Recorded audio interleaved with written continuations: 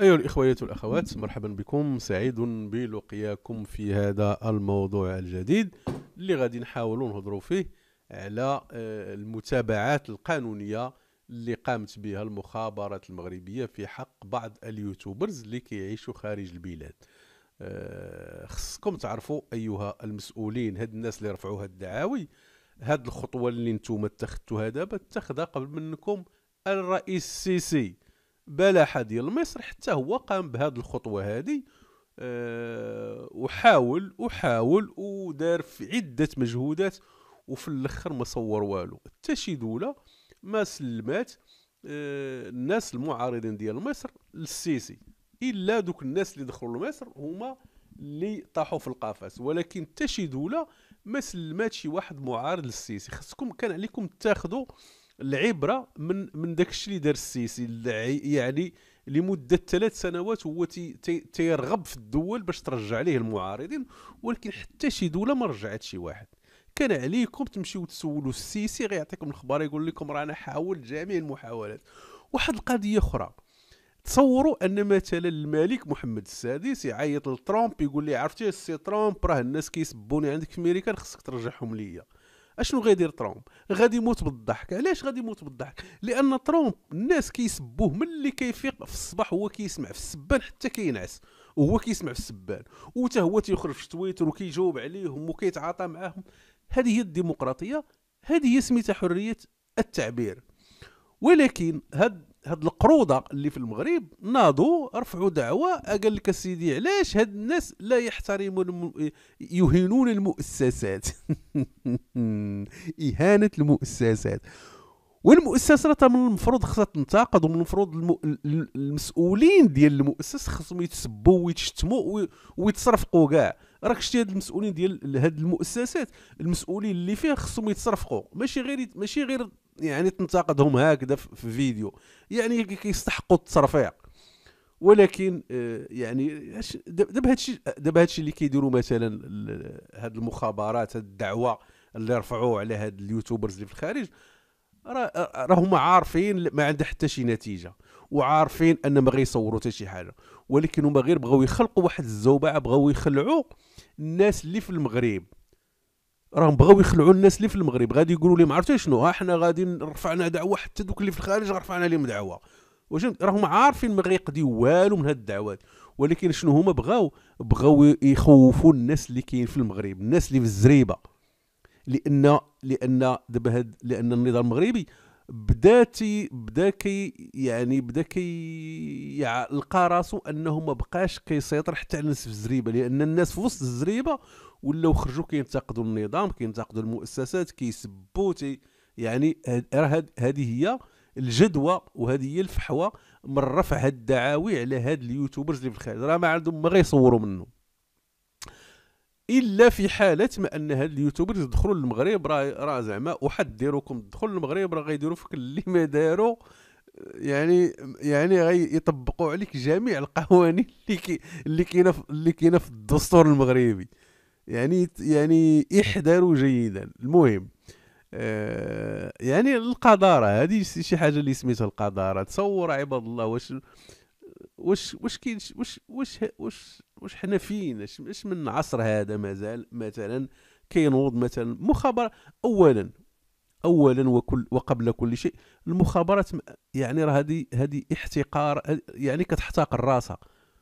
يعني واحد المؤسسه، المخابرات الداخليه والخارجيه رافعين دعوه، اواه. يعني اش هاد البسالات، اش هاد البسالات؟ المخابرات ما عندهم حتى شي دخل في هذا الشيء. البوليس خصو يتنتقد، البوليس خصو يتسب، البوليس خصو يتشتم، شيء عادي. غنوريكم فيديوهات في امريكا الناس كيسب بوليسي في وجهه وفي كاميرا، جالس كيسب في بوليسي في امام الكاميرا كيسبو. علاش داك البوليسي مشى دعاه وقال لهم اهانه مواطن ولا اهانه موظف وكذا؟ لانهم كيامنوا بحريه التعبير، كيامنوا بالديمقراطيه، كيامنوا بالقانون، كيامنوا بالعداله، كيامنوا بزاف د الحوايج. وانتم ولكن خصكم تعرفوا دابا النظام المغربي، هاد القروضه ديال المخابرات كبروا في واحد الجو ديال انهم كيسيطروا على كل شيء. والكلمه ديالهم هي كل شيء. الور ملي يعني واحد التاريخ ديال المخابرات المغربيه كنعرفوا عندهم يعني السلطه في كل شيء. يعني يمكن اللي يوقع معاك يجلسك على القرعه يدير لك كل شيء، ولكن انت ما عندك حتى شي سلطه عليه. ما يمكن لك تدعيه، ما يمكن لك يعني ترفع عليه دعوه ولا تحاسبه، يعني ما كاينش هذا الشيء. والامثله كثيره وكثيره وكثيره. دابا ملي خرجات يعني ملي ما بقاتش عندهم السيطره، ولات مثلا السوشيال ميديا بعدك واحد القضيه. هاد الناس اللي خرجوا كيرفعوا دعوه على هاد اليوتيوبرز، اذا كانوا كيرتكبوا شي جرائم، راه هذيك الدول اللي فيها خصها تحاكمهم. راه يوتيوب مثلا وفيسبوك وهاد السوشيال ميديا، يعني هاد البلاتفورم اللي كتقدم هاد المحتوى، راه هي خصها مثلا تحاكمهم. راه ماشي تنوض انت تقول لهم لا شو راه علاش مثلا علاش ما تدعوش يوتيوب؟ علاش مثلا ما تدعوش يوتيوب وتقولوا اليوتيوب هذيك راه يوتيوب شوف شنو لان يوتيوب عارفه كتامن بحريه التعبير. ما يمكنش مثلا غير واحد الانسان كيهضر وغادي يقول، والقانون ديال اليوتيوب راه كاين. هي ما خصكش مثلا تهدد، ما خصكش مثلا يعني باين القوانين، يعني القوانين باينه، يعني لان هاد الناس كون كانوا كيديروا شي حاجه غير قانونيه راه يوتيوب غادي يتحاسبهم. وهذيك الدول اللي فيها مثلا راه غادي يتحاسبهم الا كانوا يخترقون القانون، ولا كانوا كيتجاوزوا القانون ولا ما كيحترموش القانون. ما يحتاجش تنوض واحد الجهه خارجيه ترفع عليك دعوه في دوله اخرى. يعني اشني هذا التخرميز؟ هنا التخربيقنا عريتو على روسكم، هنا ضاقت لكم الحلوفه. علاش؟ هذا الشيء كله جاء لسبب القانون الجديد اللي كيتبناه الاتحاد الاوروبي، اللي غيبدا يحاسب المسؤولين السابقين والحاليين على جرائم اللي كيرتكبوها في انتهاكات حقوق الانسان. هذا الشيء علاش دابا هما ناضوا كيديروا هذه القضيه، ديك اللعبه ديال ضربني وبكى سبقني وشكا، ناضوا كيرفعوا دعوه على اسامه المومني سميتو البوكسر. غادي كترفعوا عليه دعوه وانتم مصورين دايرين ليه فيديو مع مراته، مصورينه مع مراته وكتهدوه في فيديو مع مراته وقمعتوه وعذبتوه وكان الحمو شي حاضر. وهنايا هو شكون راكم وانتم شكون يحاكمكم على داك الشيء اللي درتوا ليه؟ من سيحاكمكم انتم اللي تعديتوا على السيد وشوهتوه ودرتوا ليه هذا الشيء وسجنتوه بدون جريمه، بدون دلائل، بدون حتى شي حاجه. راكم انتم اللي خصكم تحاسبوا. شكون دابا غيحاسبكم انتم؟ راه هادشي اللي بغيت نقول لكم، ديك اللعبه ديال ضربني بكا سبقني وشكا. يعني انتم كترتكبوا الجرائم وكتنوضوا كتسبقوا باش تحاولوا تغطيو على راسكم، ولكن نتوما راكم تعريتوا صافي، تعريتوا بنتوا عاقوا بكم كلشي عاق بكم. راه ما يمكنش شي دوله هي القروضه غادي تسلم شي واحد ليكم، راه ما يمكنش. لان هاد الناس هادو لم يرتكبوا اي جريمه. لان الدوله اللي عايش فيها انا مثلا، لو انني كنت كنرتكب شي جريمه ولا كنت مثلا كنتحدى القانون ولا كندير شي حاجه اللي ماشي قانونيه، راه هاد الدوله اللي عايش فيها غادي تحاسبني. راه ما يحتاج حتى تنوض انت واشنو هو الدور ديال دابا؟ شوفوا القذاره. واحد الجهاز اللي خصو يكون محترم، واحد الجهاز اللي خص يكون يتسم بالعفه، فهمتي وكذا، المخابرات، فهمتي. ودابا المخابرات رجعت راسها بحال شي قروضه، فهمتي. غينوضوا غيرفعوا دعوه على من؟ على يوتيوبرز. ماشي غير يرفعوا دعوه على مجرمين ولا شي الناس اللي الاتجار في المخدرات ولا الارهاب ولا الاتجار في البشر. نو غادي غير يرفعوا دعوه غير على يوتيوبرز. شنو هو يوتيوبرز؟ راه يوتيوبرز ينتقدوا الاوضاع، كيهضر بنادم تيهضر، ما دار لا بيديه ولا برجليه، يعني غير كيهضر. وغادي تنوض انت تحاسبه وترفع عليه دعوه؟ راه قلتها لكم، السيسي راه حاول بهذه القضيه. السيسي بن سلمان ديال السعوديه، الامارات، كاع جميع الدول الديكتاتوريه رفعات دعاوي على معارضين في الخارج، ولكن راه ما صوروا والو وما قداو والو. راه ما يمكنش مثلا شي دوله متقدمه بحال المانيا ولا فرنسا ولا امريكان غادي تجي عند المخابرات المغربيه وغتقول لهم داك خينا راه عايرنا وراه بغينا نحاكموه وراه كيسب المؤسسات وراه كي يعني وغادي يعطيوه لكم صافي هاكو. يعني راه خاص تكون جريمه، اللي يمكن داك الانسان يمشي يتحاكم عليها في بلاصه اخرى.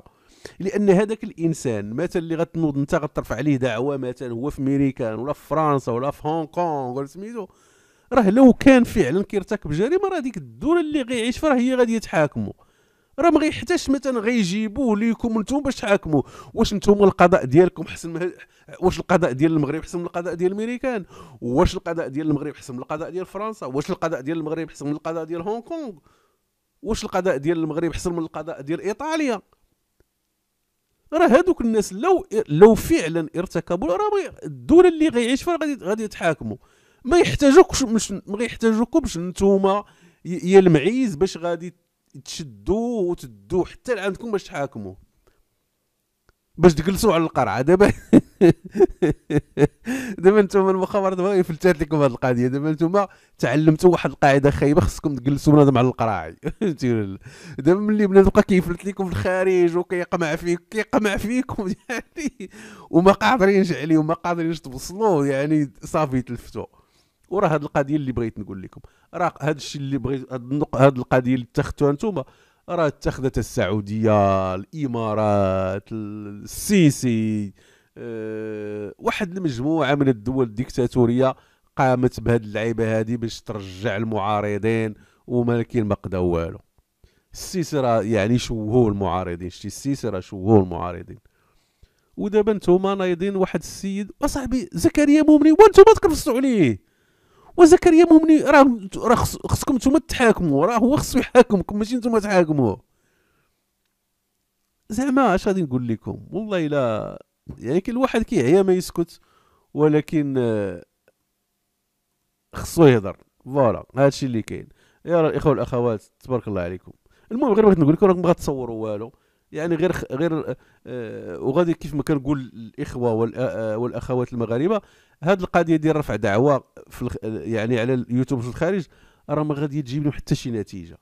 راهم داروها لعبه باش يحاولوا يسكتوا المعارضين ديال الداخل. اشوفوا راه حنا هما الناس في الخارج ورفعنا عليهم دعاوي، وراه ينوض شي واحد في المغرب راه شنو غنديروا له اش غنديروا له. قاعده خايبه تعلمتوا تجلسوا على القراعي وفلتوا لكم هادو بغيتوا تجلسوا وما لقيتوا ليهم جهد وما غاديش تلقاو ليهم الجهد. بالعكس دابا نتوما طيحتوا القيمه بهذه المؤسسه المخابراتيه، طيحتوا لها القيمه ديالها صاحبي. مخابرات رافعين دعوه على اشخاص في وسائل التواصل الاجتماعي في دول اجنبيه، انهم كيسبوها، انهم كيطيحوا منها، انهم كيديروا منها. شتي في امريكا كيتسب الرئيس، كيتسبوا الناس البرلمان، كيتسبوا الوزراء، كيتسبوا المسؤولين في المخابرات، كيتسبوا المسؤولين في القضاء، كيتسبوا. وهاد المسؤولين تيخرجوا بتصريح تلفزيوني تيقول لك يا الا كان بصح راه تيكون تاسفوا، والا كان فعلا داكشي تيقول لك راه غنديروا تحقيق وداك التحقيق تيدار. ويعني وهكذا المساطر الديمقراطيه كتمشي. ماشي مثلا واحد منتقدني غادي نوض لا جيبوه ليا باش نجلسوا على القرعه، جيبوه ليا نجلسوا على القرعه. يعني تعلمتوا قاعده خايبه، يعني دوك القرايه عندكم ما بقاوش واكلين ما لقيتوا ما لقيتوش الناس يتجلسوا مع القرايه يجلسوا عليهم نتوما صاحبي. ولفتوا القضيه ديال القرايه ما لقيتوش شي واحد اللي تجلسوا على القرايه جلسوا عليهم نتوما الحموشي والدخيسي ودوك المخابرات كلهم يجيو تمايا وتصفوا القرايه وبقاو تجلسوا عليهم، وتخيلوا راسكم كتجلسوا على شي واحد.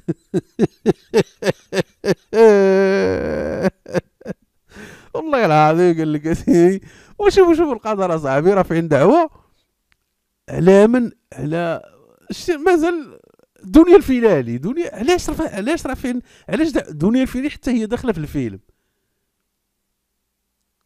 علاش دنيا الفيلالي داخله في الفيلم؟ شنو دارت لكم لانها دارت مثلا ذاك اللقاء ما بين المحامي زيان ووهيبه وكذا. هذا الشيء علاش خربقاتكم نتوما. وزكريا مؤمني علاش رافع عليه دعوه؟ الاخر سميتو الاخ والله الا نسيت عليه سميتو الصحراوي، علاش رافع عليه دعوه؟ تيعبر على راسو. راه مادام الانسان كيهضر، مادام انه ما كيقيسكش، ما كيضربكش، ما كيحاديكش، ما عندوش معاك اتصال، يعني راه عنده الحق تقول اللي بغا.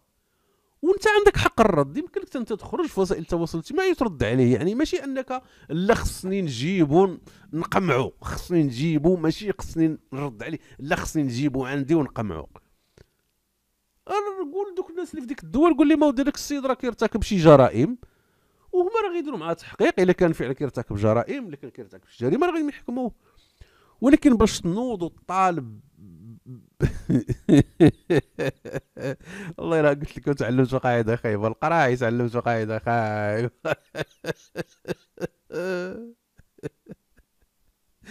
والله والله الا ضحكتوني وجبتوا الضحك لراسكم. وفين غاديين بهذا الشيء؟ اسال ايها المسؤولين المغاربه، واللي كتقولوا انتم المؤسسات ماشي مؤسسات، هذيك الزبل ماشي مؤسسات. شتي اوليو باش جالسين كتصرفوا هاد الفلوس، كتجسوا على المواطنين، كتجسوا على المعارضين، كتجسوا على الصحفيين. كون هاد الملاير اللي كتخسروا على التجسس تمشيو تخسروها في بناء المستشفيات وبناء المدارس والاهتمام بالمواطن المغربي، راه المواطن المغربي اوتوماتيكمون غيبقى يبغيكم وغيبقى يحترمكم. انتم اش كتقدموا لهذا الشعب باش بغيتو يحترمكم؟ اشنو كتقدموا لهذا الشعب باش بغيتوه ما ينتقدكمش؟ اشنو كتقدموا ليه؟ اشنو قدمتوا ليه؟ قدمتوا ليه الاميه، الجهل، الدعاره، الهجره السريه، المخدرات. شنو قدمتوا لهذا الشعب المغربي؟ التهميش، المشاكل، المشاكل بجميع الانواع كيعيشوها المغاربه. وانتم شتي نتوما دوك الكومبليات اللي كتلبسوا وكتفركسوا بهم ايها المخابرات، دوك الكومبليات اللي كتفركسوا الصبابط والروايح والمواق اللي كديروا، راه من رزق المغاربه، هذاك راه رزق المغاربه. لان المؤسسات راه من المفروض خصها تسب وخصها تصرفق وخصها تشتم لانها كتخلص من عند المغاربه. اسير شوف راسك في المرايه صاحبي، سير شوف ايها المخابرات المغربيه، سيروا شوفوا راسكم في المرايه، شوف داك الكومبلي اللي لابس، داك القميجه اللي لابس، وداك السليب اللي لابس، وداك التقاشر اللي لابسين، وديك المكانه اللي لابس. راه ضرب لي الحساب، راه مين جايه؟ واش جايه من شركه خاصه؟ واش المؤسسات شركه؟ واش يعني هاد المؤسسات المغربيه واش شركه خاصه؟ يعني هاد المؤسسات المغربيه مين كتجيها الفلوس؟ من كيجوها لي فون؟ كيجوها من الضرائب ديال الشعب. وتصوروا نتوما والله ما كتحشموا، واحد كيخلصكم، الشعب المغربي كيخلصكم من الضرائب ديالو، وكتنوضوا كتبغيو تقمعوه، وفعلا كتقمعوه.